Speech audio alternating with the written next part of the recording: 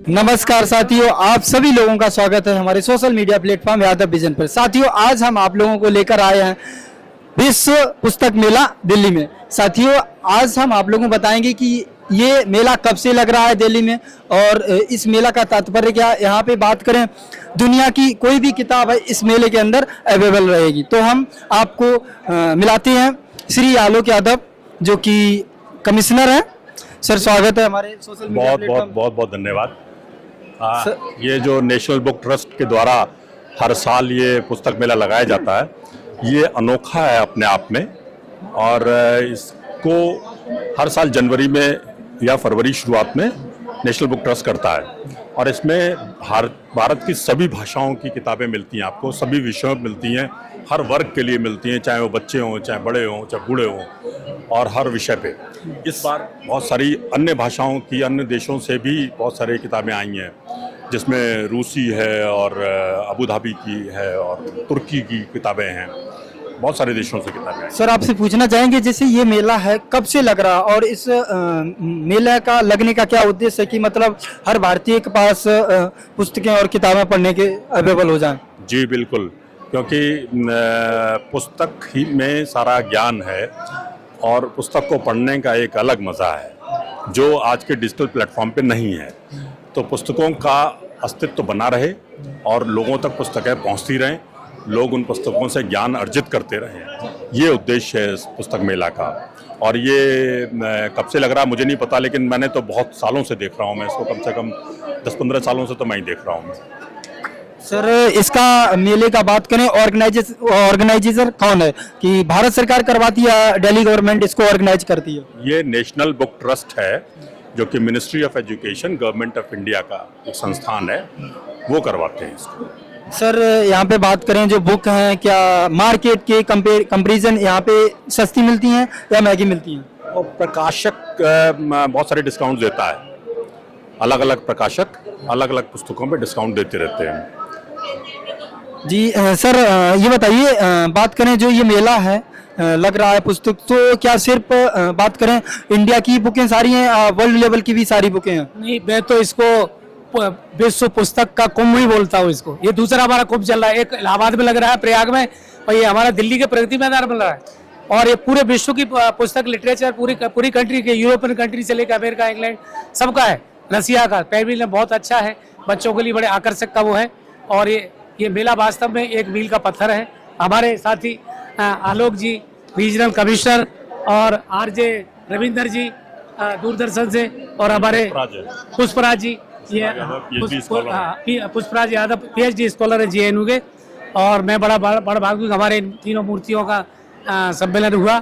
और हमारे मेन तो NBT के डायरेक्टर राकेश कुमार जी से हम मिल के आए हैं, और उनका भी बड़ा योगदान है, वो ही इसका मैनेज कर रहे हैं।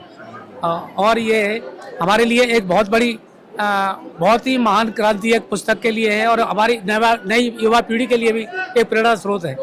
तो आइए फिर हम रविंद्र जी से मिलते हैं। रविंद्र जी से सर से पूछते हैं, सर ये बताइए, आज बात करें सोशल मीडिया का दौर चल रहा है, इंस्टाग्राम स्क्रॉलिंग और फेसबुक यूट्यूब का दौर चल रहा है, क्या लगता है आज की दुनिया में बात करें युवा किताबों को पढ़ते हैं? बिल्कुल पढ़ते हैं, अगर पढ़ते नहीं तो आप इतनी भीड़ कैसे देखते हैं। और एक युवा तो आपके समक्ष खड़ा हुआ है। और सबसे बढ़िया चीज़ है, सोशल मीडिया एक नदी की तरह है। पहले आपको नदी के पास जाना पड़ता था, अब तो आप जहाँ बैठे हैं वहीं आपका नदियाँ बह रही हैं, और आप उससे जितना चाहे जल स्रोत ले सकते हैं। सबसे बड़ी चीज़ है कि आपकी मंशा क्या है। एक कुंभ वो है, एक कुंभ ये है। वहाँ पर इवेंट है, वहाँ पे कुंभ पे आज संस्कृति देखते हैं, यहाँ कुंभ है, यहाँ पे आप अपने ज्ञान का दर्शन कर सकते हैं, और साथ ही साथ आप अपने आप को ग्रोथ कर सकते हैं। देखते हैं कि दुनिया भर में किस तरह के राइटर हैं और क्या क्या लिखते हैं, क्या क्या उनके विचार हैं, और उनके विचारों में कितनी गहराई है। सबसे खास बात यही है। तो अगर आपको विचारों की गहराई को समझना है बारीकी से, तो यहाँ पर आकर आपको देखना पड़ेगा एक बार, क्योंकि माँ सरस्वती साक्षात यहाँ पर विद्यमान है। सर, मैंने सुना था कि जो पुस्तक होती है वो अगर आप शिद्दत से चाहो तो पुस्तक आपसे बात करती है, तो क्या ये बात सत्य है कि पुस्तक हर इंसान से बात कर सकती है? क्या पुस्तक बात करती है? देखिए, हमारे वेदों में क्या लिखा है, अक्षर ब्रह्मा, अक्षर ही ब्रह्म है। जब आप किसी चीज को पढ़ोगे तभी तो उसके बारे में जानोगे। वो तो जीती जागती मिसाल है। कोई भी राइटर है, वो अगर उसे अमर होना है तो एक पुस्तक आप लिख दीजिए। लेकिन पुस्तक लिखते तो बहुत लोग हैं, असल में पुस्तक लेखन उसको कहते हैं जब मन की गहराई और उसको ज़्यादातर लोग उस पर विचार करते हैं और उसको समझते हैं, उसको आत्मसात करते हैं। तो पुस्तकें, हमारे यहाँ ये भी कहा जाता है, हमारे बुजुर्गों ने भी कहा है, सबसे अच्छी अगर कोई दोस्त है तो वो हमारी पुस्तकें हैं, क्योंकि ये आपको कभी भटकाव के रास्ते पर नहीं ले जाते। तो अगर आपको भटकाव के रास्ते पर नहीं जाना है तो आप पुस्तकों से प्रेम करें, उन्हें ही अपना सच्चा मित्र बनाएं। साथियों, आज हम आप लोगों को एक और अच्छी शख्सियत से मिलाएंगे जो बात करें, जिनका नाम पुष्पराज यादव है, जो कि जेएनयू यूनिवर्सिटी से पीएचडी कर रहे हैं। तो आइए इनसे कुछ एक्सपीरियंस लेते हैं पढ़ाई के बारे में। सर, स्वागत है सबसे पहले हमारी सोशल मीडिया प्लेटफॉर्म। जी, बहुत बहुत नमस्कार, धन्यवाद। धन्यवाद आपका कि आपने हमें मौका दिया। बताएं सर, आप कहाँ से बिलोंग करते हैं? मैं उत्तर प्रदेश के बदायूं जिले से बिलोंग करता हूं, जो कि बरेली के पास में है।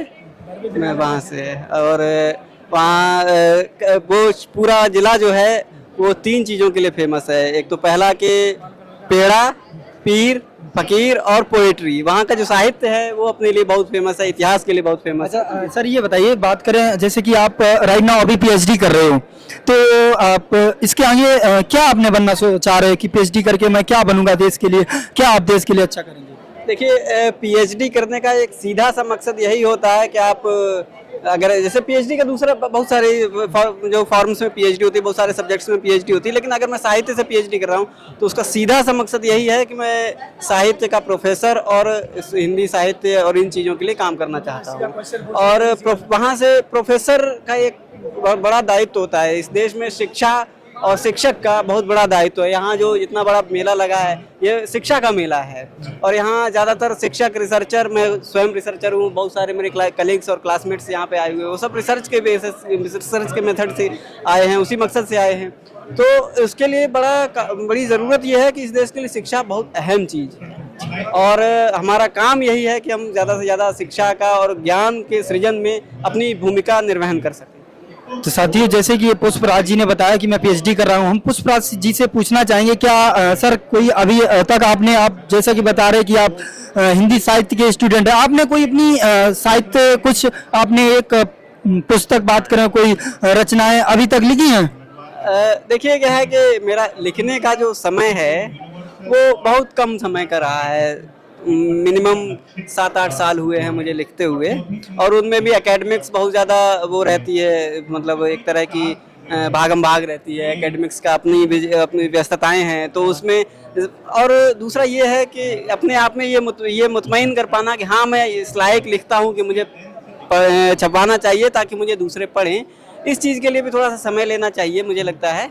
लिखना अलग बात है, लेकिन छपवाना एक दूसरा काम होता है, और मैं चाहता हूं कि अभी कुछ वक्त लगे मुझे, थोड़ा सा वक्त देने के बाद। हालांकि रेख्ता और अन्य जो ऑनलाइन प्लेटफॉर्म, जो वेबसाइट्स हैं, उन पर मेरी गज़लें, मेरी रचनाएं, बहुत सारी चीज़ें हैं जहां आप पढ़ सकते हैं। तो पुष्पराज जी, आप कोई 4 लाइनें मतलब ऐसी सुना दो जिससे दिल गदगद हो जाए। मैं 2 शेर सुनाना चाहूँगा। हालांकि मैंने जिनसे सीखा है, मेरे बड़े भैया मेरे बगल में खड़े हैं, तो भैया से मैंने बहुत सीखा है, और शायरी तो मैं भैया। तो आप कुछ 2 लाइनें कुछ। मैं के 2 शेर है कि सोया हुआ था वक्त सदा दे गए उसे, हम भी थे इस जहां में पता दे गए उसे, और जालिम तो जुल्म करके भी जालिम बना रहा, हम कत्ल भी हुए तो दुआ दे गए उसे। क्या बात है, क्या बात है। बाकी आपको एक गजल भी सुनाते हैं आलोक सर से, जो कि गजल की बहुत बड़ी बात करें, बहुत सारी गजलें लिखी हैं और गाई भी हैं। तो सर, मैंने सुना है कि आप बहुत ज़्यादा आप गजल गाई हैं आपने बहुत ज़्यादा। तो सर बताइए, कहाँ कहाँ आपने गजल, कब से गाना स्टार्ट किया और कितनी गजलें गा चुके हैं? गज़ल जो है वो केवल गाई नहीं जाती, गज़ल कही जाती है, लिखी जाती है, बोली जाती है। अरे वो मुझे गज़ल गायक गाते हैं, लिखने वाले लिखते हैं। वैसे गज़ल लिखने को कहा जाता है कि गज़ल कही गई पारंपरिक रूप से। तो मेरी 3 पुस्तकें आ चुकी हैं। एक तो राजकमल प्रकाशन समूह से उसी के नाम, एक आ चुकी है वो भारतीय ज्ञानपीठ से है, और तीसरी पुस्तक अभी आई है वो सर्वभाषा प्रकाशन से है।